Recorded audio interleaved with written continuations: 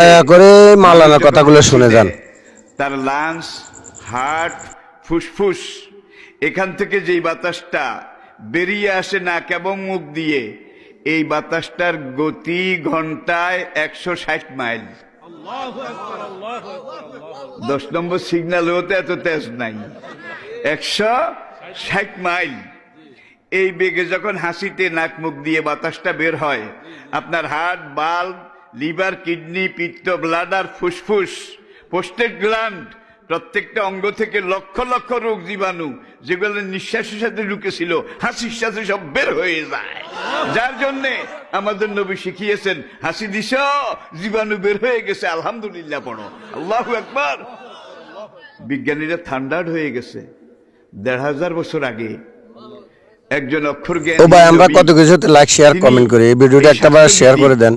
আর লাঞ্চকে এইভাবে হাসি যে ওয়াশ করে, তিনি যে আলহামদুলিল্লাহ, খুশির খবর, রোগ জীবাণু বেরিয়ে গেছে, আলহামদুলিল্লাহ পড়ো।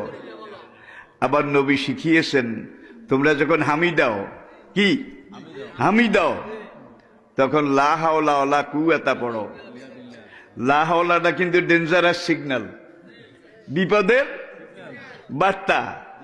তারা আবার এই হামি, এটার উপরে গবেষণা করলো। করার পরে তারা দেখতে পেয়েছে যে মানুষ যখন হামি দেয়, হাসিতে বাতাস বের হয়, হামিতে বাতাস ঢুকে। ঠিক কিনা বলেন? হামি দিয়ে হাই তুললে যখন বাতাসটা ঢুকে, এই বাতাসটার সাথে লক্ষ কোটি কোটি ভাইরাস, রোগ জীবাণু ভিতরে ঢুকে। যার জন্য নবী বলছেন, লা হাওলা পড়ো, হামি দিছ লা হাওলা পড়ো, আল্লাহর কাছে সারেন্ডার করো, সব জীবাণু আল্লাহ নিউট্রাল করে দেবে, অকর্ম করে দেবে, তোমার কোনোখানে কোনো ক্ষতি করতে পারবে না। বিজ্ঞান আছে নাকি নাই? সায়েন্স আছে নাকি নাই?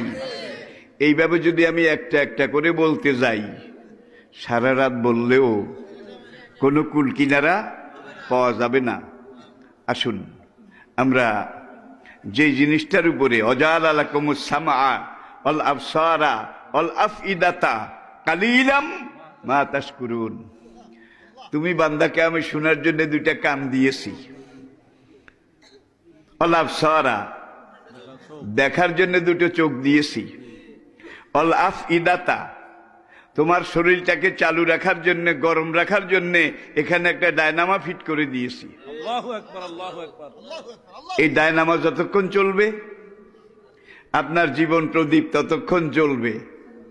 ডায়নামা যখন থেমে যাবে, দুনিয়ার সব ডাক্তার একত্র হয়েও আপনাকে বাঁচাতে পারবে না, ফিরাতে পারবে না। এরপরে আসেন আপনার মাথা। এটা হলো আপনার জেনারেল হেডকোয়ার্টার।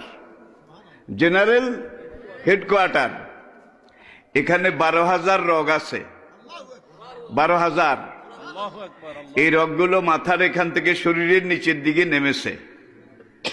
ওই যে কোনো মানুষ হঠাৎ যদি স্ট্রোক করে, ডাক্তার এসে বলে যে গেন্ডির রগ ছিঁড়ে গেছে, গ্রামের মানুষ এটা বলে, তারা স্ট্রোক বুঝে না, গেন্ডির রগ একটা রগ, 12,000-এর একটা রগ। কিভাবে যেন ব্যতিক্রম হয়ে গেছে, লোকটা পড়ে গেছে, কথাও বলতে পারে না, হুঁশ জ্ঞানও নাই, 12,000 রগের এক রগ। এটার ঠেলা এর দূর, 2-4 খান ছিঁড়লে এটার ঠেলা কদ্দূর।